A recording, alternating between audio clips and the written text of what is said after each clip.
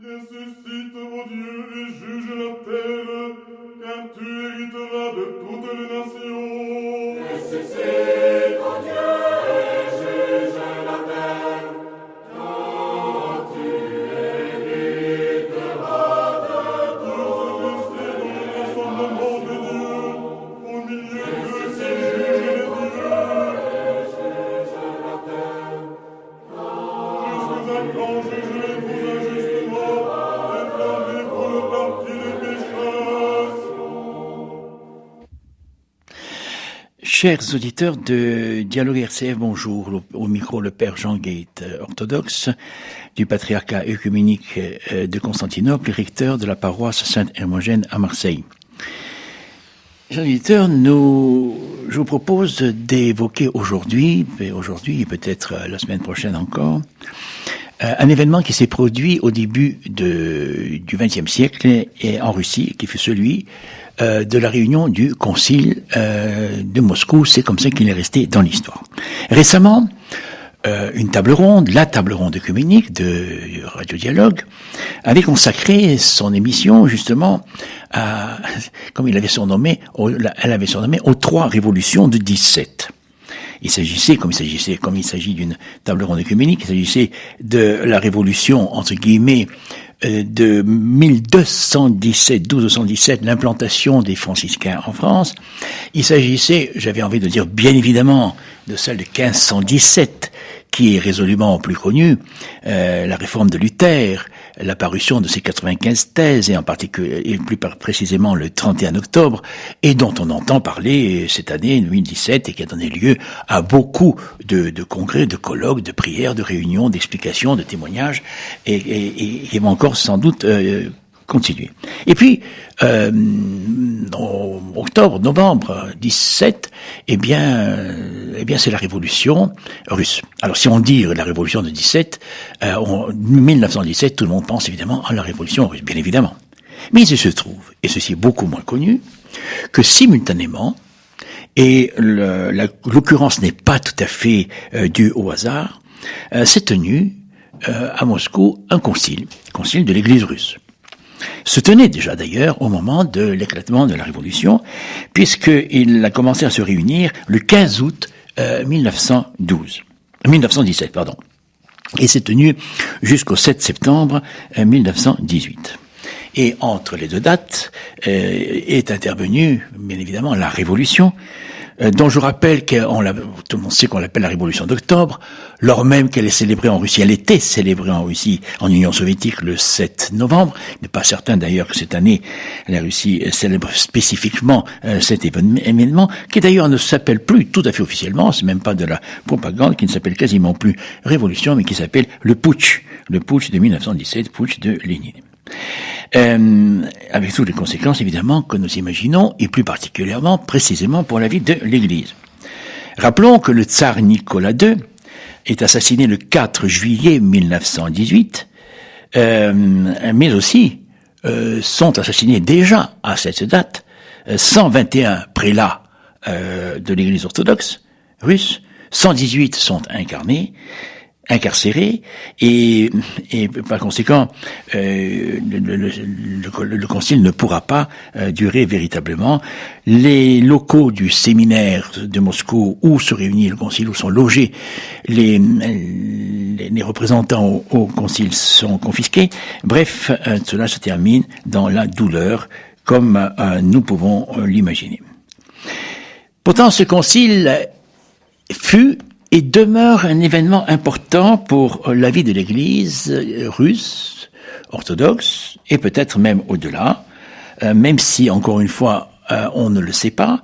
Mais nous allons parler d'abord du Concile, nous allons le resituer dans l'histoire de l'Église russe et de la Russie en général, et puis nous verrons aussi quel est son héritage, car il y a des traces, il y a un héritage de ce Concile, en orthodoxie, et peut-être même au-delà.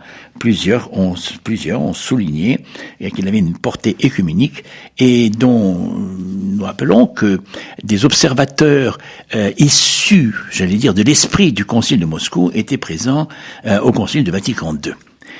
Mais tout d'abord, et pour comprendre Et pour comprendre et évaluer la signification de cet événement, de ce concile, je crois qu'il faut revenir d'abord sur l'histoire de l'Église russe, ce qui revient en réalité à revenir tout simplement sur les grandes séquences de l'histoire de la Russie en général. Car, et jusqu'au XXe siècle, l'histoire de l'Église, l'histoire de la religion, sont totalement indissociables véritablement de l'histoire de la Russie et réciproquement, tant il est vrai, et que c'est un phénomène quasi unique. Il n'y a pas d'équivalent véritablement comparable. La Russie, au fond, elle naître en même temps que son baptême, avec le baptême du prince Vladimir 988 et du prince Vladimir de Kiev.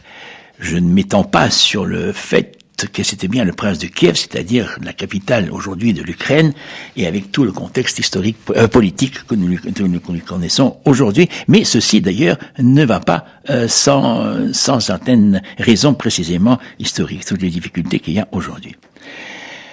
Donc, le baptême du prince de Kiev, qui va entraîner le baptême de son peuple et qui ensuite va rayonner finalement sur toute la terre en remontant sur l'actuelle Russie, représente véritablement l'acte de naissance de la Russie dans toutes ses composantes, véritablement culturelles, linguistiques, l'écriture, car l'écriture va apparaître à ce moment-là tout simplement pour les besoins de la lecture des saintes écritures, et donc la Russie va hériter d'un alphabet que va lui constituer les moines Cyril et Méthode, d'où d'ailleurs le nom d'alphabet cyrillique, et en fin de compte, donc, il s'agit bien de toute son identité, justement, la Russie, dans les composantes identitaires profondément imprégnées, reliées à son point de départ, à son acte de naissance, le baptême de 1988. Un point intéressant, non religieux, je dirais, mais qui va avoir ses prolongements même dans l'Église, c'est que l'organisation politique de cette Russie qui est Vienne, puisqu'on l'appelait comme ça, avant qu'elle devienne la Russie de Moscou, en passant par celle de Novgorod, cette Russie qui est Vienne va avoir évidemment son propre système, j'allais dire politique, et en particulier, elle avait établi un système d'assemblée, appelons-les pré-démocratique, ça s'appelait le Veche, et donc qui se composait des principaux représentants, tous masculins évidemment à ce moment-là, mais c'était une assemblée élective et qui élisait donc les boyards et même, toutes choses égales par ailleurs, ce qu'on pourrait appeler le chef du gouvernement, le premier ministre, les termes étant évidemment parfaitement anachroniques. Mais il ne s'agissait pas de roi, il ne s'agissait pas d'empereur, mais c'était donc l'assemblée autour du prince. Mais le même prince lui-même étant, en définitive, appelé à être élu. Alors, quand on lit comme ça avec le recul, on se dit c'est extraordinaire et on l'appelle l'Assemblée démocratique, mais il y a une chose un peu importante, c'est que, en vérité, elle fonctionnait sur le principe pratiquement de l'unanimité ou de l'unanimisme. C'est-à-dire que la décision n'était prise que lorsqu'il était déclaré par tous qu'elle était prise à l'unanimité. Or, pour obtenir cette unanimité, elle ne se faisait pas forcément par des votes à bulletin secret, elle se faisait peut-être un petit peu aussi par la force et par le rapport de force, jusqu'à ce que le plus fort l'emporte. En tout état de cause, ce tempérament et cette spécificité d'une psychologie, d'un tempérament de l'unanimisme est profondément ancré en Russie. On le retrouve tout au long de son histoire. C'est une façon de comprendre d'ailleurs les mécanismes historiques, la vie politique historique de la Russie, et je dois dire jusqu'à aujourd'hui, mais je ne m'étends pas sur cet aspect maintenant. Et donc, il y aura cet esprit unanimiste qui va évidemment favoriser autocratie et théocratie, mais qui sera accompagné parallèlement, puisqu'il s'agissait d'une assemblée pré-démocratique, mais d'une assemblée quand même, qui s'accompagnera en même temps dans ce qui pourrait être comparable, en quelque sorte, à un système conciliaire, synodal. Nous allons revenir sur ce point.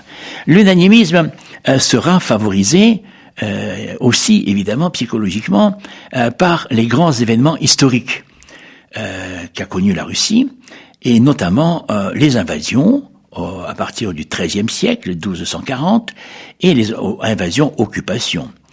1240, c'est à la fois l'occupation par le sud, qu'on appelle mongolo-tatar, voilà, et mais aussi en réalité au nord, lorsque la Suède va également profiter un peu peut-être d'une certaine faiblesse pour essayer de conquérir la Russie.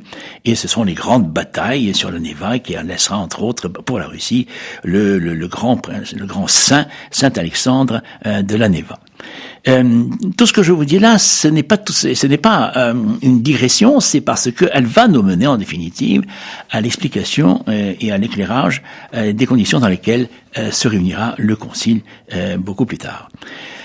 Après ces événements de 1240 et jusqu'au XIIIe siècle, et jusqu'au XVIe siècle, XVe siècle, fin du XVe, 1480, vont favoriser cette idée que la Russie, précisément, elle est unie, elle sait se défendre parce qu'elle est unie. Elle est unie par quoi? Elle est unie par sa foi, par l'orthodoxie, par l'Église, et se convainc au fond elle-même qu'elle est la meilleure et qu'elle est défendue par Dieu, et c'est la raison pour laquelle elle demeure en définitive invincible.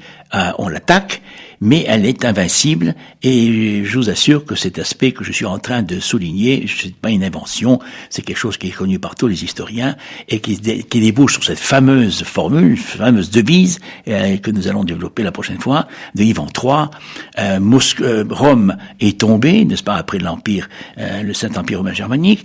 Constantinople a été pris par les musulmans, 1453. Moscou est la troisième Rome, et de quatrième, il n'y en aura pas. Voilà, ceci est une introduction pour la semaine prochaine qui va nous conduire à l'avènement du Concile de 1917. Bonne fin de soirée, bonne journée, bonne semaine et à la semaine prochaine.